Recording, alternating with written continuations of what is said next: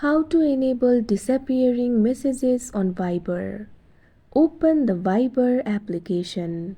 Tap on the one-on-one conversation where you want to enable the disappearing messages. Once you do that, tap on the three dots that you can see at top. Tap on the option disappearing messages. You'll be able to see various time periods over here. Simply tap on the time of your choice.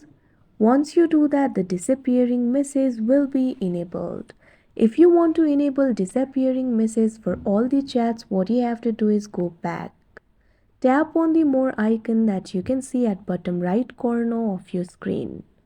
Tap on the option settings. Tap on the option privacy. Once you do that, you'll be able to find this option for disappearing messages by default.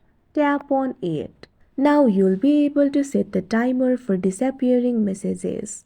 Tap on the time of your choice. Now disappearing messages will be enabled by default.